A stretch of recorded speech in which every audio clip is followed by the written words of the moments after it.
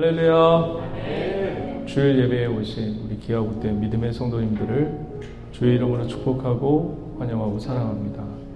이 시간 우리 다 함께 기도하실 때 하나님, 오늘도 주변 환경에 우리가 영향받지 않고 하나님 주님 주신 말씀과 은혜와 믿음 안에서 주님만 볼 수 있는 그런 은혜를 허락하여 주옵소서.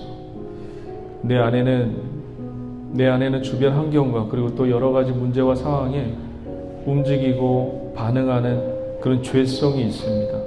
하나님, 이 더러운 죄악을 주님께서 오늘도 은혜로 덮어주셔서 포장지로 꼭꼭 싸매주셔서 오직 주님만이 드러날 수 있는 은혜가 임할 수 있도록 오늘도 하나님 긍휼과 자비를 놓치지 마시고 긍휼과 자비를 우리에게 베풀어 달라고 우리 다 함께 주의 성원을 세 번 외치고 통성으로 기도합니다.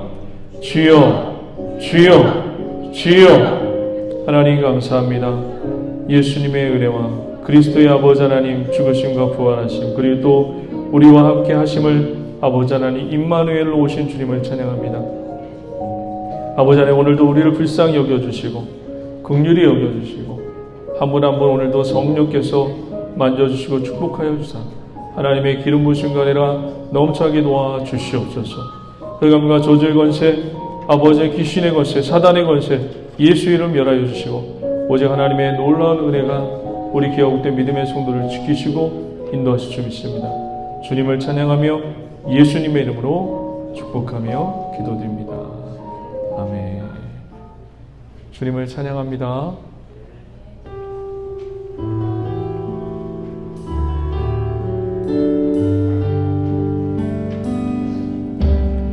아버지 사랑 내가 노래해 아버지 은혜 내가 노래해 그 사랑 변함없으시 거짓 없으시 성실하신 그 사랑 사랑할 때 꺾지 않으시는 꺼져가는 등불 끄지 않는 그 사랑 변함없으시 거짓 없으시 성실하신 그 사랑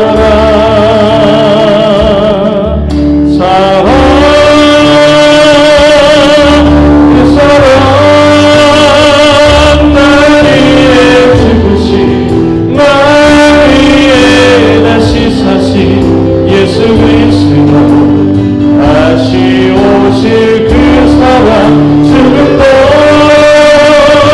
생명도 천사도 하늘의 어떤 곳에도 끊을 수 없는 영원한 그 사랑 예수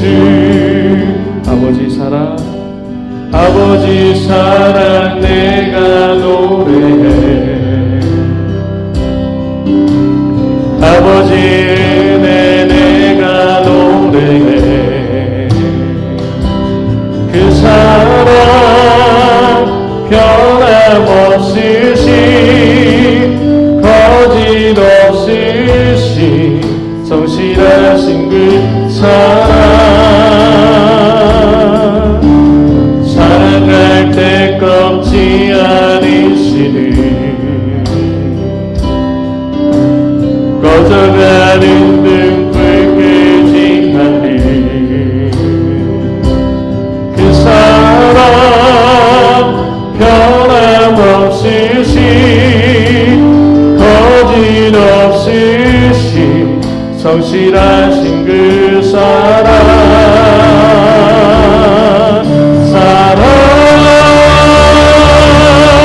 그 사랑 날 위해 죽으신 날 위해 다시 사신 예수 그리스도 다시 오실 그 사랑 죽음도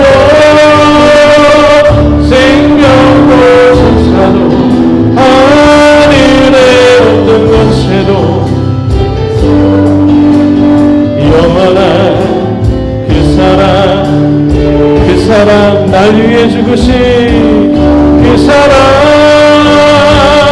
날 위해 죽으신, 날 위해 다시 사신 예수 그리스도, 다시 오실 그 사랑, 죽음도 생명도 천사도 하늘의 어떤 곳에도 끊을 수 없는 영원한 그 사랑, 예, 마지막으로 그 사랑, 그 사랑, 그 사랑, 날 위해 죽으신, 날 위해 다시 사신 예수 그리스도, 그 사랑, 죽음도 생명도 천사도 하늘의 어떤 곳에도 끊을 수 없는 영원한 그 사랑 예수. 영원히 우리를 사랑하신 주님께 영광의 박수 올려드리겠습니다. 할렐루야. 우리 기뻐하면서 주님을 찬양합니다.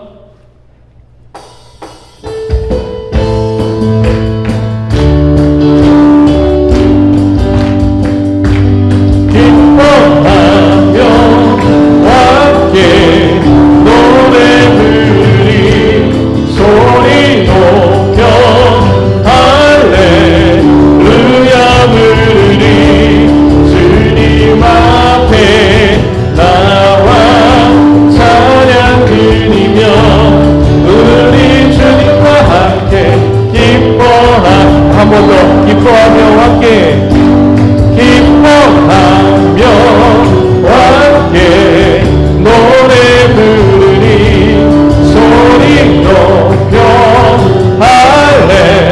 할렐루야 부르니 주님 앞에 나와 찬양 드리며 우리 주님과 함께 기뻐하리라.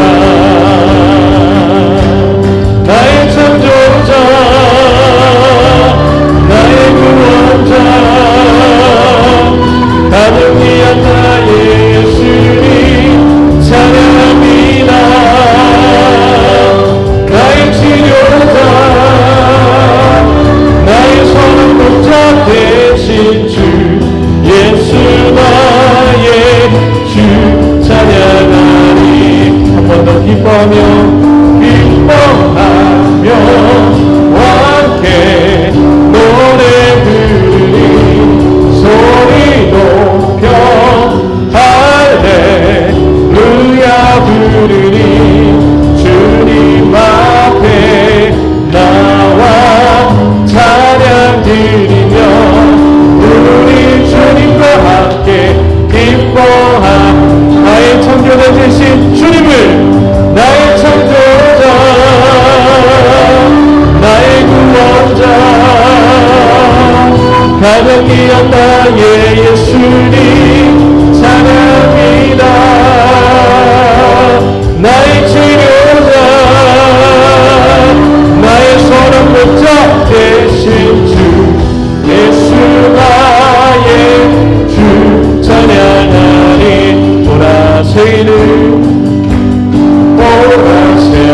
보라색이는 행하시리니 이제 곧 나타내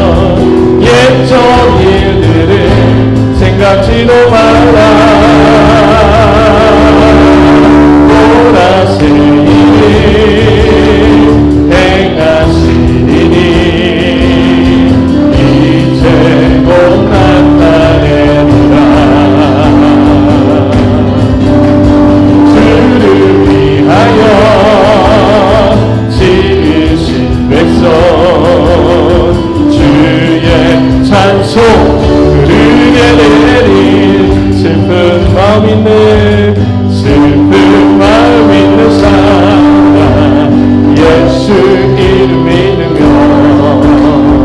영원토록 변함없는 기쁜 마음 얻으니 예수의 이름이 세상의 소망이요 예수의 이름이 전국의 기쁨일세 거룩하신 주의 이름 너의 왕께 삼으라 환난 시험 당할 때에 주께 기도를 드려라 예수의 이름이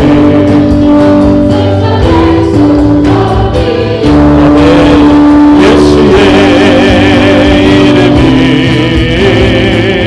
전국의 기쁨일세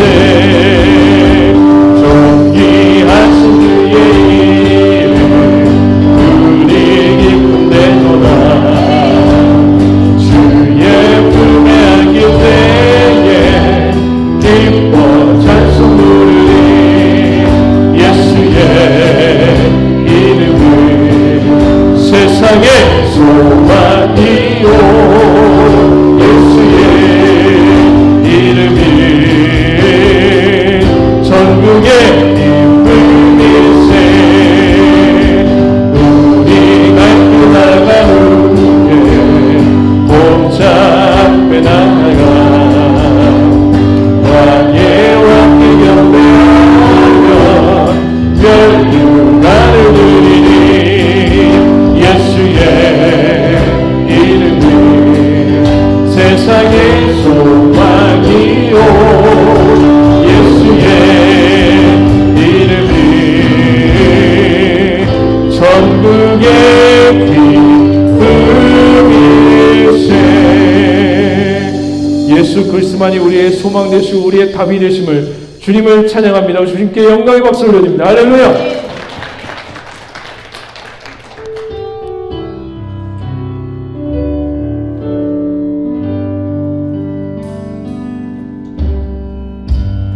나의 기도하는 것보다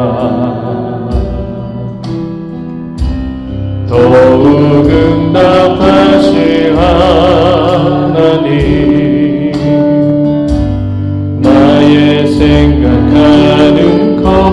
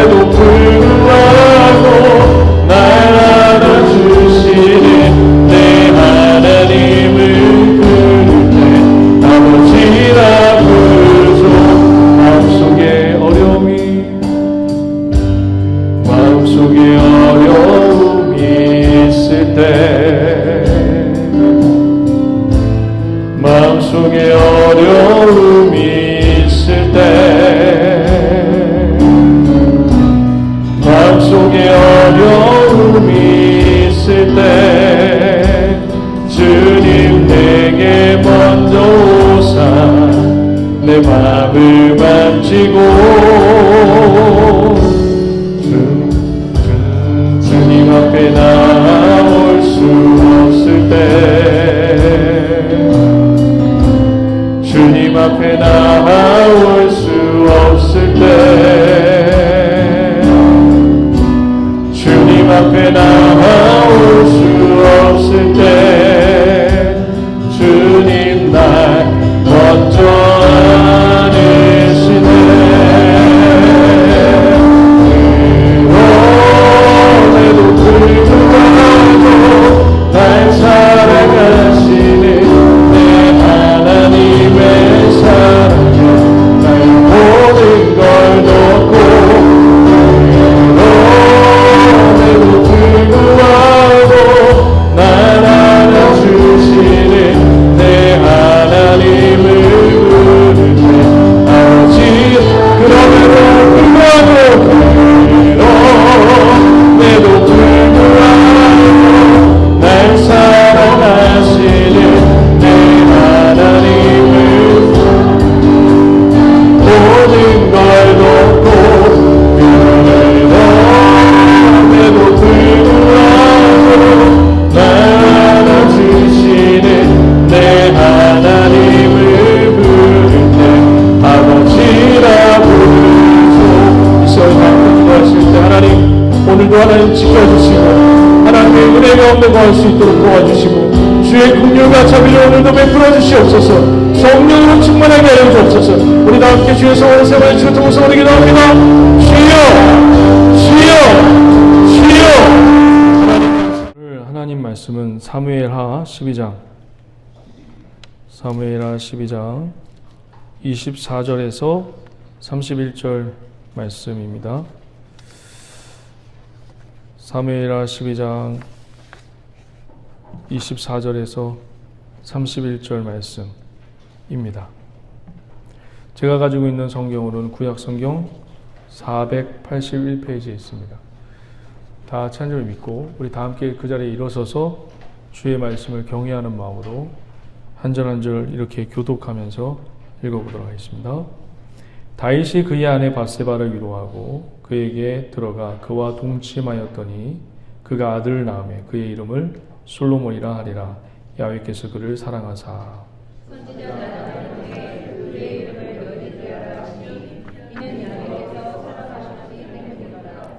요압이 암몬 자손의 랍바를 쳐서 그 왕성을 점령하매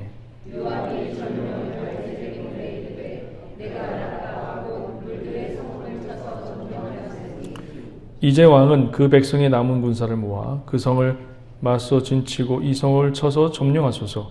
내가 이 성을 점령하면 이 성읍이 내 이름으로 일컬음을 받을까 두려워하나이다 하니.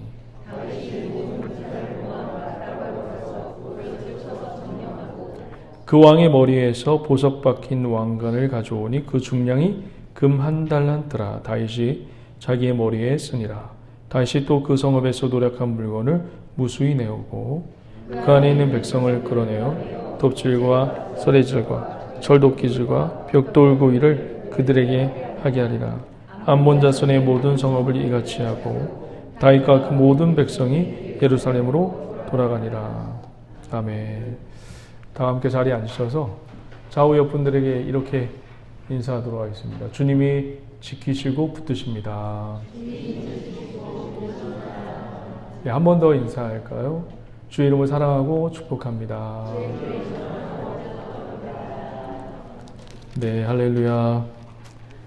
우리 지난 시간에 오늘 말씀을 보기 위해서는 지난 시간까지 또 한번 연결해서 한번 봐야 돼요. 지금 다윗은요, 지금 다윗은 어떤 상황에 처해 있냐면 자기 자신이 밧세바를 간음하고 그 간음을 덮기 위해서 그 밧세바의 남편이 우리아를 죽인 것에 대해서 심정에 아무런 양심의 가책이나 그게 지금 없는 상태입니다. 내가 죄를 지었나? 이걸 몰라요. 그러니까 저와 여러분들이 여기 강단에 서 있는 이 목사님을 통해서 우리가 죄인입니다. 라고 이야기하고 뭐 할 때까지 내가 죄인인가? 모르는 거예요. 다윗은 지금 그런 상황 가운데 있습니다. 자기가 무슨 짓을 한지를 몰라요. 그리고 뻔뻔스럽게 왕의 역할을 지금 수행해 나가고 있어요. 그런데 이 회개하지 않고 그리고 그가 죄를 지은 것에 대해서 내가 죄를 지었나 하고서 이렇게 돌아다니고 있는 상황 속에 있을 때 하나님이 이 다윗을 너는 죄인이야. 너는 그래서 주님 앞에서 회개해야 돼 하고서 누구를 보내죠? 그렇죠. 나단을 보냅니다. 나단을 보내서 죄를 지적하고 한 가지 이야기를 통해서 스토리를 통해서 죄를 깨닫게 하죠. 그러면 여러분 우리가 죄인이라는 것을 알게 하고 그래서 회개하게 하는 것이 내 실력인가요? 아니면 하나님이 하시는 일인가요? 그래요. 맞습니다. 하나님이 하시는 일. 회개마저도 우리가 하는 회개마저도 저와 여러분들의 실력으로 하는 게 아니라는 것을 오늘 다윗을 통해서 판명이 났습니다. 회개마저도 하나님이 내 마음을 죄인이라는 그런 인식을 불어넣으시고 깨닫게 해줘야지 그때서야 통곡의 눈물을 흘리고 주님 앞에 다가오는 게 저와 여러분이에요. 그래서 저와 여러분들은 누가 없으면 살 수 없는 존재예요. 그래서 주님이 없으면 하나님이 없으면 살 수 없는 존재라는 것이 드러나고 판명되어집니다. 그래야지 여러분 행복해지고 그래야지 여러분 복된 삶을 살 수 있는 거예요. 잘 보세요. 그런데 하나님이 이 죄를 용서해 줬나요? 용서해 주지 않았나요? 다윗의 이 죄를 용서해 주었나요? 용서해 주지 않았나요? 용서해 주었어요. 이 추잡한 죄를 다윗이 회개하니까 눈물로 침상을 뱉띄우고 눈물로 침상을 적시니까 회개해 줍니다. 아니 용서해 줍니다. 그런데 문제가 있어요. 어떤 문제냐면 이 죄에 대한 무엇이 따라오죠? 대가가 따라와요. 이 죄에 대한 대가. 이 대가가 다윗에게 따라옵니다. 그 대가가 뭐죠? 두 가지죠. 첫 번째가 뭡니까? 자기 자신의 자기의 인생길에 무엇이 이제 빠지지 않아요? 칼이 떠나지 않아요. 근데 그 칼이 다윗은 무엇인지 모르고 있는 상태예요. 이게 도대체 이 칼이 무슨 뜻일까? 그리고 또 자기가 범죄에서 간음해서 낳은 아들이 어떻게 하죠? 죽어요. 그 아들이 먼저 아버지를 등지고 먼저 떠난, 여러분들도 아직 자식은 먼저 잃어버리지 않았지만 자식을 먼저 앞세우고 지금 평생을 다윗은 살아가야 돼요. 그 아버지의 심정이 어땠어요? 자식을 먼저 천국으로 보내고 이 땅에서 남은 아버지의 심정, 그 심정으로 지금 이제 평생을 다윗은 살아가야 돼요. 그런데 그 칼이 무엇인지 몰랐어요. 칼이 영원히 떠나지 않는다 라고 했을 때 그 칼이 뭔지를 몰랐는데 그 칼은 우리가 알고 있어요. 우리는 저와 여러분들은 알고 있어요. 그게 뭐죠?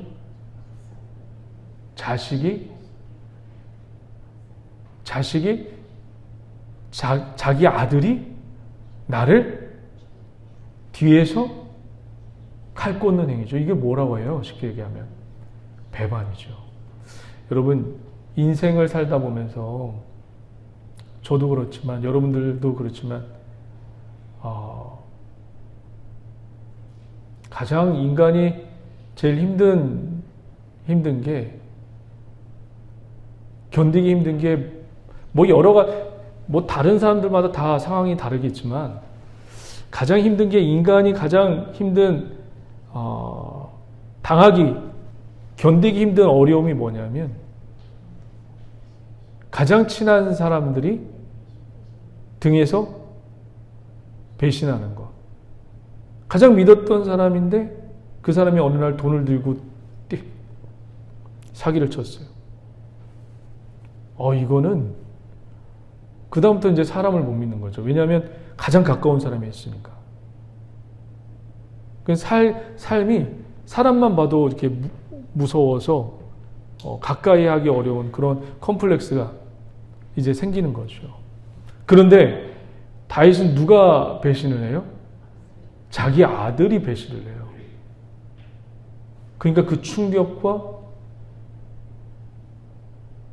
그리고 그 배신의 마음은 아마 어마어마했을 겁니다. 충격을 뛰어넘어 완전히 모든 게 아마 무너졌을 거예요. 생각을 해보세요. 완전히 무너졌을 거예요. 다리에 아마 힘이 풀렸을 겁니다. 자기 아들 압살롬이 반역했을 때 다윗은 맨발로 도망쳤어요. 설마 내가 그 아들을 용서해 줬는데, 압살롬이 자기 형을 죽인 것에 대해서 용서해 줬는데 설마 그럴 리가. 여러분, 다윗이 지금 밧세바와 저지른 죄악을 인해서 잉태된 그 아들만 죽은 게 아니에요. 첫째 아들도 죽었어요. 왜 첫째 아들이 죽죠? 다음에 이제 나오는데 첫째 아들도 죽어요. 압살롬의 칼에 의해서 죽어요. 그리고 압살롬도 죽어요. 그러니까 아들이 지금 몇 명이 내 앞을 앞선 거예요. 3명이나 앞선 거예요. 근데 좀 더 보면 여기는 이게 나오진 않지만 총 4명이 다윗보다 자기 인생에 앞서서 먼저 저 나라에 간 거예요. 아들을 먼저 보낸 아버지의 심정, 그 심정으로 평생을 살아갑니다.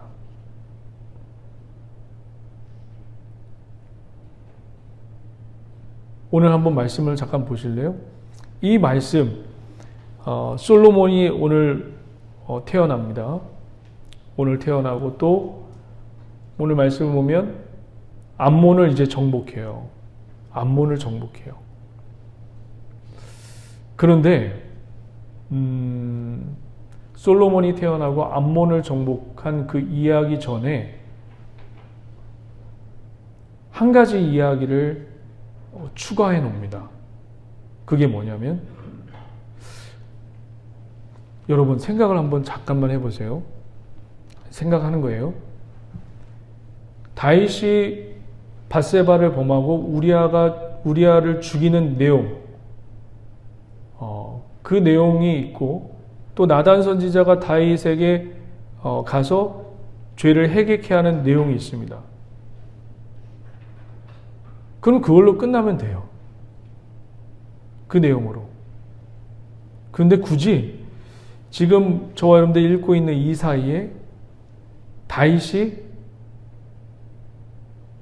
밧세바로 인하여 태어난 아들, 그 아들이 병들었음으로 인해서 다윗의 그 병든 아이를 향한 애틋한 마음이 여기 그 사이에 기록되어 있어요. 오늘 읽지 않았지만 15절 한번 보실래요? 15절.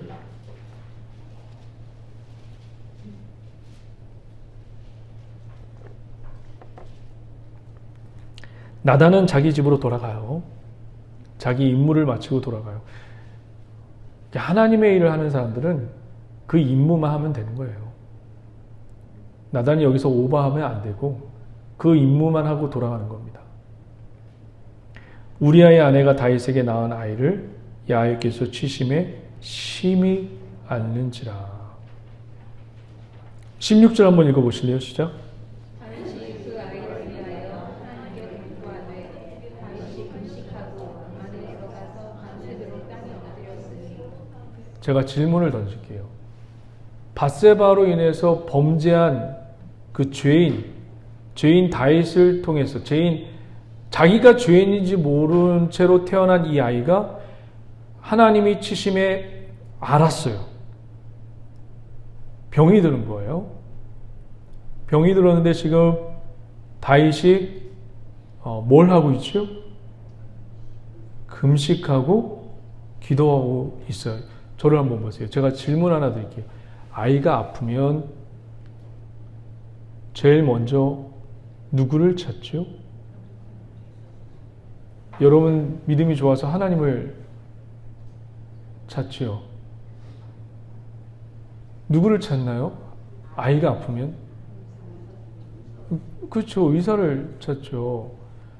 근데 왜 다윗은 아이가 아픈데도 아이가 병들었는데 왜 의사를 찾지 않았을까요? 그냥 생각만 하세요. 생각만. 한번 머리를 한번 생각해 보시라는 거예요. 다윗은 죄를 회개하고 나서 알았어요. 죄에 대한 처벌이 나에게 임했다는 것을 알고 이 처벌이 누구로부터 온 걸 안 거예요. 단순히 질병의 바이러스에 의한 그런 것이 아니라 이 질병이 누구에게서부터 온 건지를 안 거예요. 그래서 의원을 찾지 않은 겁니다. 의사를 찾지 않은 거예요.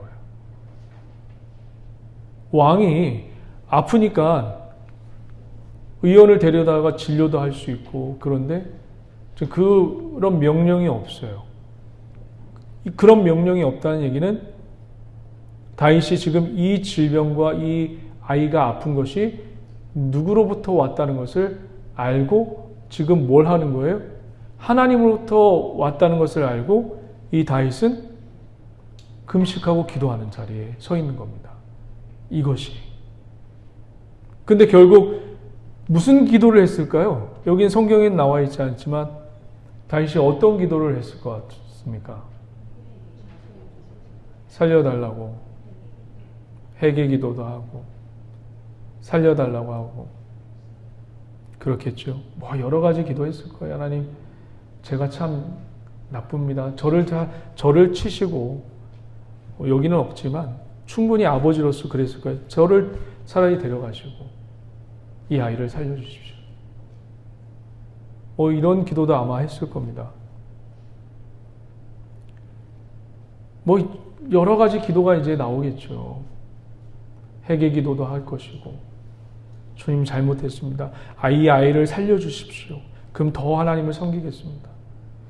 그런 기도도 아마 했을 겁니다. 근데 이 아이는 결국 어떻게 됐나요? 죽었나요? 살았나요? 여러분, 이 아이를 통해서 주는 메시지가 세 가지예요. 아까 첫 번째는 이 다윗이 이 아이가 아픈 것이 누구로부터 왔다는 것을 이제 인지했어요. 병이 아니라 하나님으로부터 징벌의 대가라는 것을 이 다윗이 인지했기 때문에 의원을 부르지 않는 거예요. 자, 그 다음에 이 아이가 기도를 했음에도 불구하고 어떻게 돼요? 죽어요. 죽은 거를 어떻게 알죠? 다윗이 확인했나요? 죽은 거를? 성경을 잘 보세요, 오늘. 한번 볼까요? 다윗이 죽은 것을 확인하지 않았어요. 근데 죽은 걸 알았어요. 한번 보실래요? 16절부터 한번 쭉 볼게요. 제가 한번 읽어드릴게요. 다윗이 그 아이를 위하여 하나님께 간구하되 다윗이 금식하고 안에 들어가서 밤새도록 땅에 엎드렸으니 17절 한번 읽어주실래요? 그 집에 있는 자들이 그 곁에 서서 다윗을 땅에서 이르되 왕이 듣지 아니하며 그들과 더불어 먹지도 아니하더라. 이래 만에 그 아이가 죽으니라. 그러나 다윗의 신하들이 아이가 죽은 것을 왕에게 아뢰기를 두려워하니 이는 그들이 말하기를 아이가 살았을 때에 우리가 그에게 말하여도 왕이 그 말을 듣지 아니하셨나이다. 어떻게 그 아이가 죽은 것을 그에게 아뢰 수 있으랴 왕이 상심하리로다 함이라. 다윗은 그 아이가 죽은 걸 어떻게 알았을까요? 신하들은 숨기고 있어요.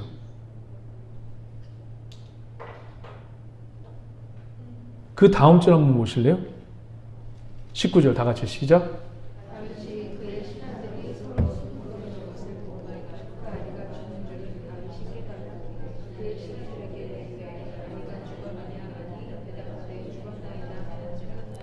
다윗이 무엇을 보고 아이가 죽은 것을 깨닫죠?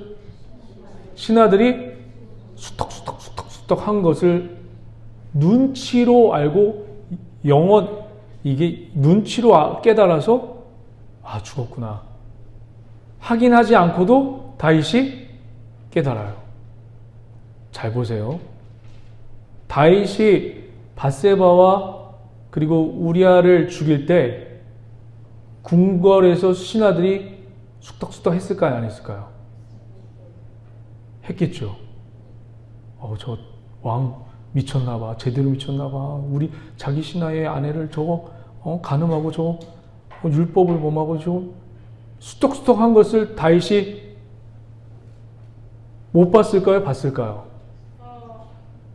당연히 봤을 거예요. 근데 그때는 이 성경에서 그런 내용이 나오지 않고 지금은 신하들이 수덕수덕거리는 것을 다윗이 눈치로 알아요. 무엇을 보여준 메시지인가요? 지금 다윗이 다윗과 밧세바와 우리아를 범할 때, 밧세바를 범하고 우리아를 죽일 때 신하들이 쑥덕쑥덕거리는데도 눈치를 못 채고 있어요. 근데 지금 회개하고 나서 아이가 죽은 것을 신하들이 쑥덕쑥덕거리니까 말을 하지 않아도 이렇게 눈치가 빠른 다윗이었어요. 근데 죄를 저지르고 있을 때 다윗은 그 눈치를 못 채고 있어요. 이게 뭘까요, 도대체? 이게 여러분 뭔가 덮어 씌우면 모르는 거예요. 이게 귀신에 덮어 씌우거나 죄악에 덮어 씌워 있으면 이런 감각이 상실되는 겁니다. 다윗은 굉장히 영적으로 예민한 자였어요. 그런데 무엇이 덮어버리니까 지금 신하들이 쑥덕쑥덕거리는 걸 못 보는 거예요. 밧세바를 범하고 우리아를 죽일 때 죄가 덮이고 귀신이 덮으니까 모르는 거예요. 이렇게 다윗이 영적으로 예민한 자였습니다. 눈치도 굉장히 빠른 자였어요. 자기 아이가 죽을 때는 신하들이 얘기하지 않아도 죽었구나라는 걸 알 정도로 그렇게 영적으로 예민한 자였습니다. 그런데 밧세바와 우리아를 죽일 때 신하들이 쑥덕쑥덕거리는 그것을 다윗은 뭔가 덮어 씌우면 이게 무서운 거예요. 이렇게. 저와 여러분들 오늘도 성령으로 충만하고 성령으로 포장되고 성령으로 덮어 씌워지기를 주의 이름으로 간절히 축원드립니다. 할렐루야. 되게 중요해요, 여러분. 뭔가 덮어 씌우면 이 세상의 가치관과 돈의 가치관과 귀신에 덮어 씌우면 뭘 모르는 거예요. 눈치도 없고 코치도 없고 영적으로 예민하지도 못합니다. 이런 다윗이 이제 이 아이가 죽고 나서 이런 고백을 하는데 그 고백이 참 저와 여러분들에게 오늘 주시는 메시지일 수도 있어요. 그 아이가 죽고 신하들 앞에서 고백을 하는데 한번 볼까요? 23절 한번 읽어보실래요? 23절 다 같이 한번 읽어봅니다. 시작. 지금은 죽었으니 내가 어찌 금식하랴. 내가 다시 돌아오려 수 있으면 나는 그의 남을 위하여 그는 내게 돌아오지 아니하리라 합니다. 무슨 얘기예요? 무슨 얘기를 하는 걸까요? 나는 이제 금식을 하지 않는 이유가 이제는 그 아이가 나에게 돌아오지 않기 때문에 기도해도 소용없다. 그런 투로 얘기하는 걸까요? 아니에요. 지금 이 말은 무슨 얘기냐면 나도 이제 그 아이를 따라 그 아이가 있는 곳에 간다는 얘기입니다. 천국으로 간다는 얘기죠. 하나님 있는 곳으로 간다는 얘기. 이제 내 앞으로의 삶은 이 현실에서의 삶이 아니라 이제 종말을 향해서 지구가 종말되고 우주가 종말 그게 아니라 내 개인적인 차원의 종말. 육신의 죽음의 종말을 향해서 나는 이제 그 종말을 준비하며 산다는 어마어마한 고백이 여기 담겨져 있는 겁니다. 저와 여러분들은 언젠간 다 하나님 곁에 가죠. 영원히 살 자가 없어요. 정말 지혜로운 자는 이 땅에서만 잘 먹고 잘 살려고 금은 부화를 다 쌓아놓은 게 아니라 이제 저 땅을 가기 위해서 하나님 나라를 가기 위해서 준비하는 자가 정말 지혜로운 자입니다. 믿으십니까? 여러분 그 큐티 하시죠? 이해가 안 가는 구절이 있다고 해서 어느 분이 이제 저한테 이제 얘기를 하는데 불의한 청지기 큐티 하시죠? 불의한 청지기 기억나세요? 자기 주인의 것을 팔았는데 굉장히 주인에게 자기 주인의 것을 가져다가 다른 사람들에게 막 뭐 어떻게 줘요? 빚을 탕감해 주잖아요. 굉장히 지혜롭다고 자기 것도 아닌데 자기 것인 양 주인의 것을 탕감해 준 이 불의한 청지기를 주인이 굉장히 칭찬합니다. 그의 행동은 옳지 못해요. 근데 그가 무엇을 준비한 것 때문에 주인이 칭찬한 거예요. 뭐예요? 개인적인 마지막, 개인적인 종말에 준비했기 때문에 굉장히 칭찬이 있는 겁니다. 불의한 청지기가 그런 내용이에요. 나중에 또 시간이 있으면 좀 더 살펴볼 수 있었으면 좋겠습니다. 자, 이제 넘어와서 24절 한번 볼게요. 사무엘하 12장 24절. 바세바를 범하고 우리아를 죽이고 나서 솔로몬의 이야기가 뜬금없이 등장합니다. 그 아이는 죽이고 바세바를 통해서 또 다른 아이가 나옵니다. 24절 한번 보실래요? 시작.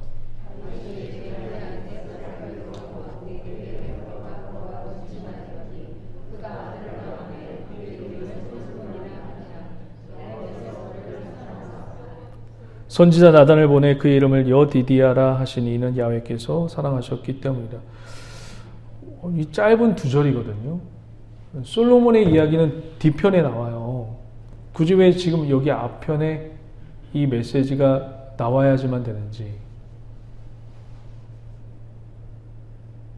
솔로몬의 이야기는 좀 있으면 나오거든요. 그때 나와도 되는데 솔로몬의 이야기를 굳이 죄악을 범하고 있는, 그리고 용서를 주님 구하고 있고 용서받은 다윗에게 지금 이 솔로몬의 이야기를 딱 두 절에 걸쳐서 끼워놓은 삽입한 이유가 도대체 뭘까? 솔로몬의 이름을 여러분 어떻게 부르죠? 응? 솔로몬의 또 다른 이름. 여러분 교회 오면 뭐라고 인사해요?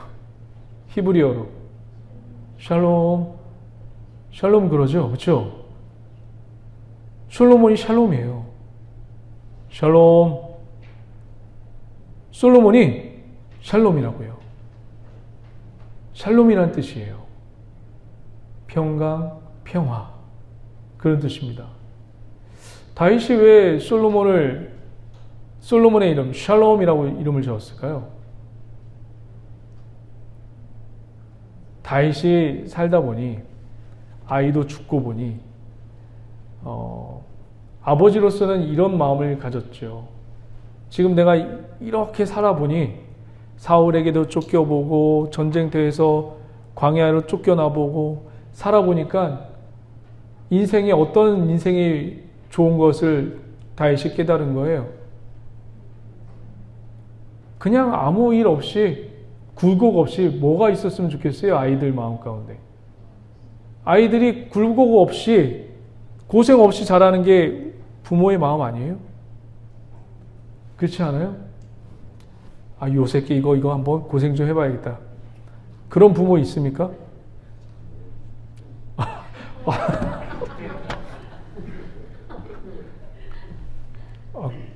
그래요? 고개를 숙인 부모님들은 요 새끼 한번 고생 좀 해봐야지 막. 네. 그래야지 이 부모의 마음을 좀 알지. 네. 아버지로서 이 아이만큼은 조금 좀 평탄한 좀 삶을 살았으면, 평화로운 삶을 살았으면 하는 마음, 염원이 담겨진 이름입니다. 그런데 여러분, 이 이름 속에 그냥 단순하게 이 두 절을 기록한 거는 그냥 단순하게 기록한 게 아니에요. 여러분, 성경을 볼 때 구속사적인 눈으로, 그러니까 구속사적인 예수 그리스도 중심으로 구약도 읽으셔야 돼요. 성경의 모든 창세기부터 요한계시록까지 누구의 이야기를 하고 있는 겁니까? 예수 그리스도에 대한 이야기를 하는 거예요. 이 샬롬이라고 했는데, 예수님이 여러분, 저를 보세요. 부활하시고 나서, 좀 있으면 이제 부활절인데, 부활하시고 나서 제자들에게 나타나서 평강을 2번 외치죠. 유대인으로부터 두려워서 숨고 있었던 이 제자들을 향해서 예수님이 부활하신 몸을 입고 나타나서 제자들에게 너희에게 평강이 있을지어다 라고 얘기합니다. 그 평강이 솔로몬이에요. 샬롬이에요. 요한복음 20장 한번 잠깐 보실래요? 요한복음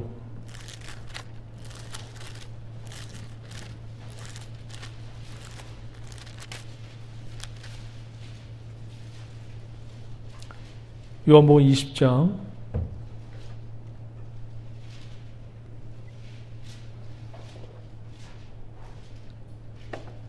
찾으셨습니까? 19절.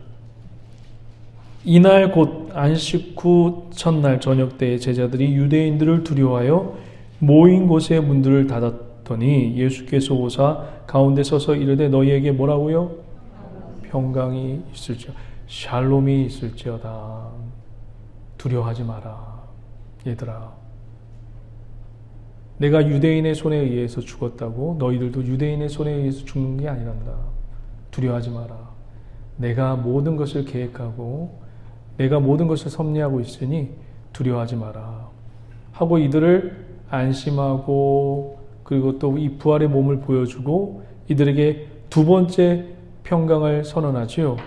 21절 다 같이 한번 읽어봅니다. 시작.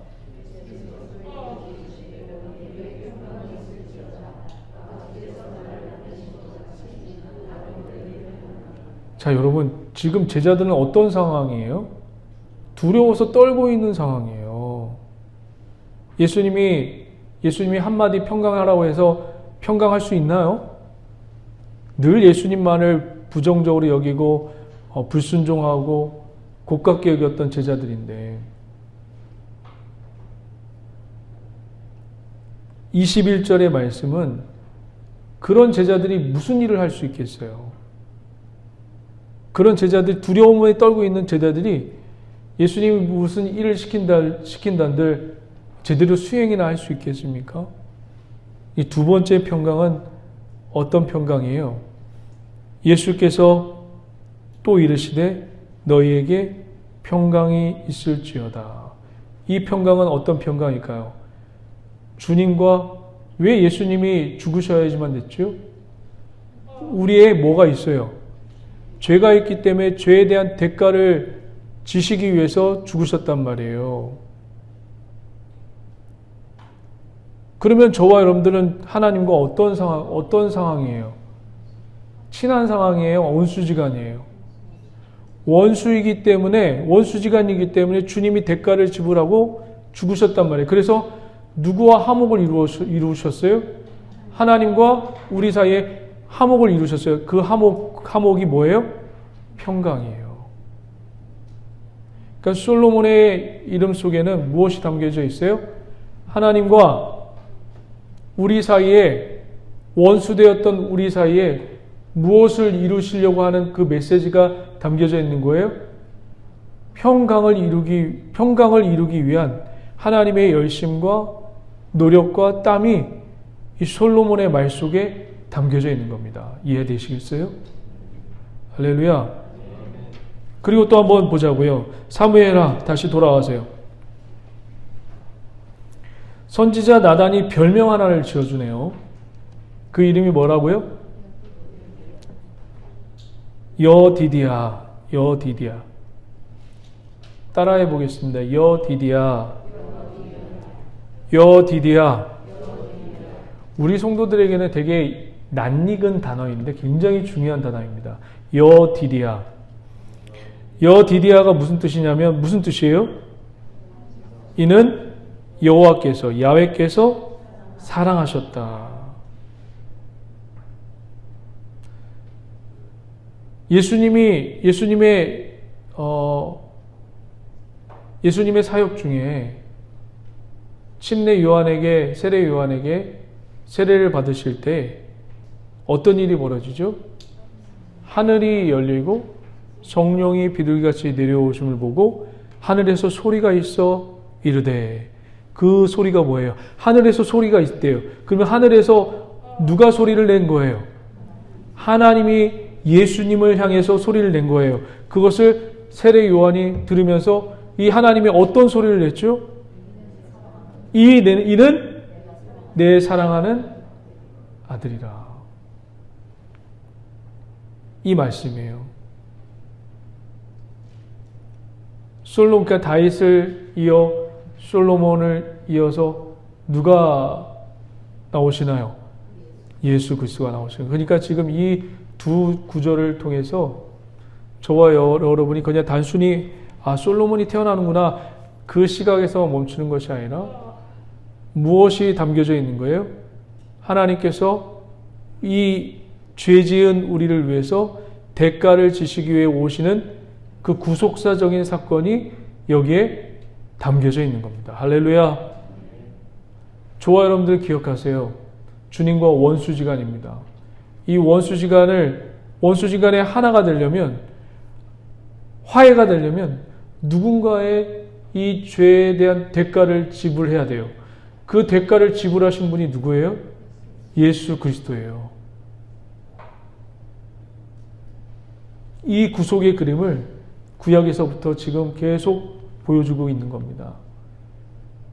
자, 그리고 이제 마지막으로, 여러분 마지막이에요. 마지막으로 오늘 암몬성을 점령하는 내용을 이제 보여주고 있습니다. 자, 26절 한번 보실래요? 26절. 26절 다 같이 시작.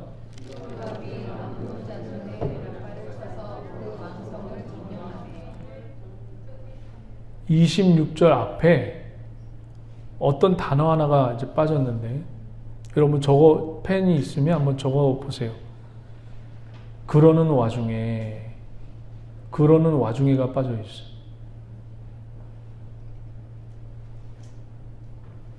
그러는 와중에가 빠져. 자, 저를 보세요.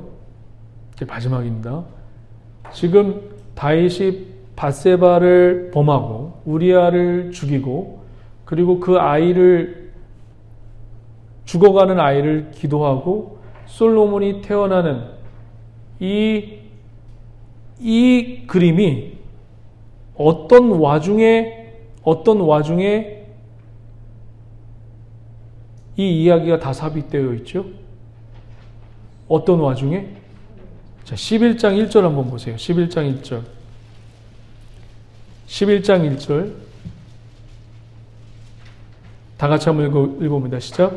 그 해가 돌아와 왕들이 출전할 때가 되매 다윗이 유업과 그에게 있는 그 부하들과 온 이스라엘 군대를 보내니 그들이 암몬 자산을 멸하고 라빠를 에워싸고 다윗은 예루살렘에 그대로 있더라.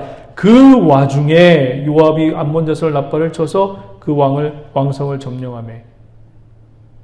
이렇게 연결되는 거예요. 이 암몬을 점령하기 그 도중에 있었던 사건들이에요.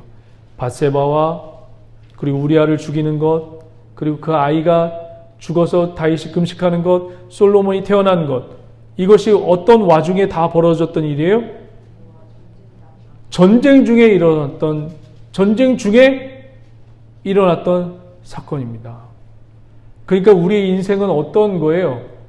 전쟁터 가운데 있는 거예요. 모든 게 영적 전쟁이에요. 진짜 영적 전쟁이에요. 여러분, 전쟁터에 살고 있는 거예요. 지금 총알만 왔다 갔다 가는 게 눈에 안 보이는 것 뿐이지, 저와 여러분 지금 굉장한 영적 전쟁에 있는 거예요. 여러분, 오늘 교회 오는 것도 여러분 다리가 무거웠어요? 가벼웠어요?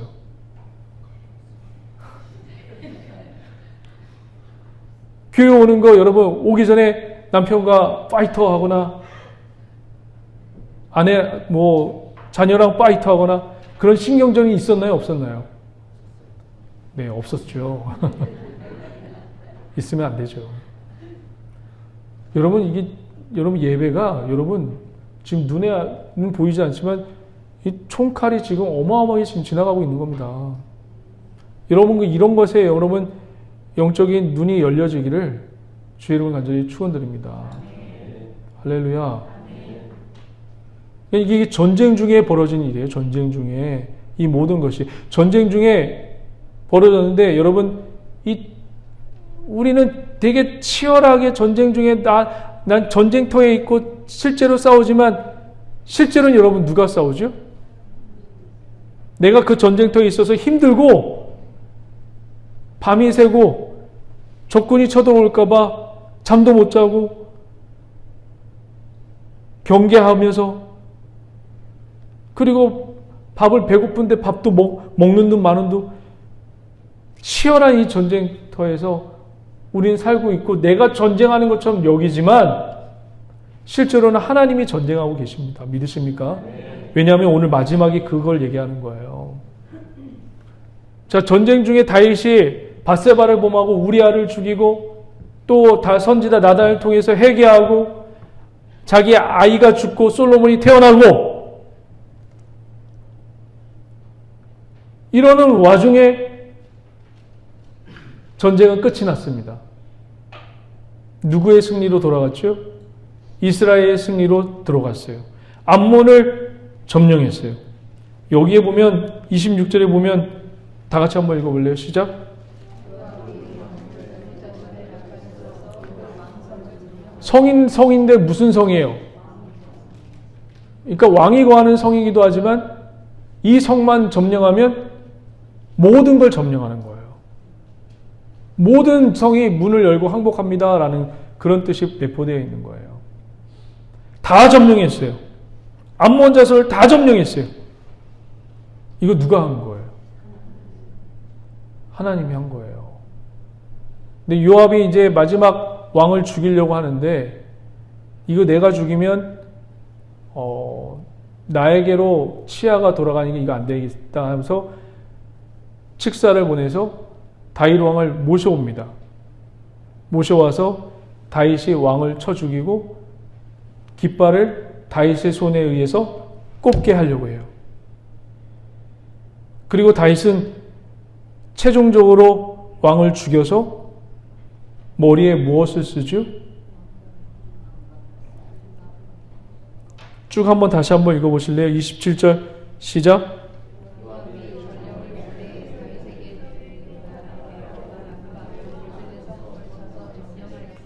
이제 왕은 그 백성의 남은 군사들을 모아 그 성에 맞서 진치고 이 성읍을 쳐서 점령하소서. 내가 이 성을 점령하면 이 성읍이 내 이름으로 일컬음을 받을까 두려워하나이다 하니, 다윗이 모든 군사를 모아 라빠로 가서 그곳을 쳐서 점령하고. 다 같이요. 시작. 그 왕의 어리에서 보석 박힌 왕관을 가져오니 그 중량이 한 달이라. 다윗이 자기의 머리에 씁니다. 다윗이 또 그 성에서 노략한 물건을 수입하고. 이제 저를 한번 보세요. 다윗이 그 성을 쳐서 뭘 쓰고 있죠? 마지막에는 뭘 써요? 머리에 면류관을 쓰죠. 왕관을 씁니다. 이 왕관이 몇 달란트래요? 여러분, 한 달란트래요. 한 달란트. 금으로 한 달란트예요. 어마어마한 치수입니다. 몇십 년을 벌어도 이것을 못 벌어요. 자, 제가 이제 마지막으로 질문을 하고 이제 마치도록 하겠습니다. 여러분 한번 속으로 대답해 보십시오. 다윗이 지금까지 한 게 뭐죠? 다윗이 지금까지 한 게 뭐예요? 바세봄하고 우리아 죽이고 회개했어요? 안 했어요? 회개 안 하니까 하나님이 누구를 보내시죠? 나단을 보내서 회개하는 것도 본인이 하지 않아요. 하나님이 하세요. 그죠? 그리고 아이가 죽어요. 그래서 그는 깨닫죠. 이제 내가 이 개인적 종말을 위해서 이제 하나님을 위해서 살아야겠다. 하지만 죄에 대한 대가는 처절했어요. 아이가 죽고 이제 앞으로 죄에 대한 대가는 계속 다가와요.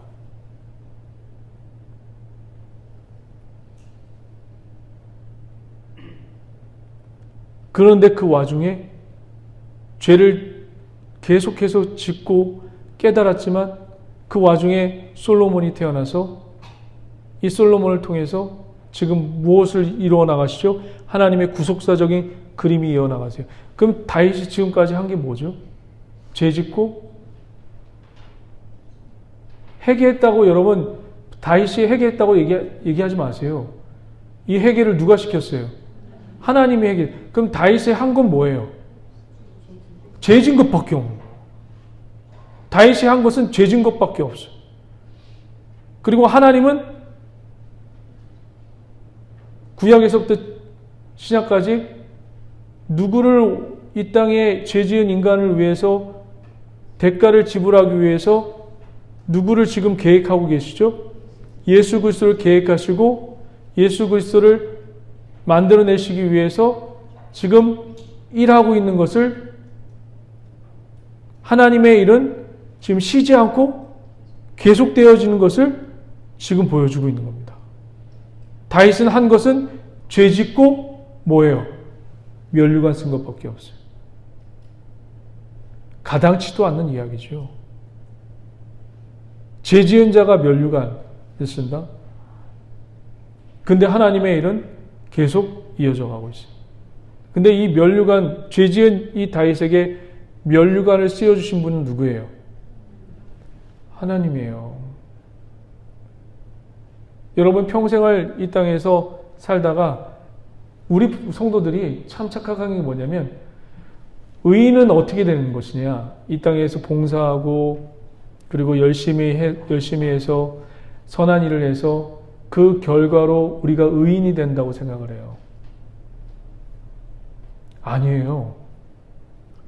의인은 그냥 예수님이 어느 날 내 안에 찾아와서 회개케 하고 눈물 왈칵 쏟게 한 후에 그냥 하나님과의 관계십이 이루어져서 이제부터 하나님만 의지하는 인생이 되고 나는 보잘것없는 존재로 느끼기 시작하면서 나는 죄인을 느끼는데 하나님 뭐라고 얘기하시는 거예요?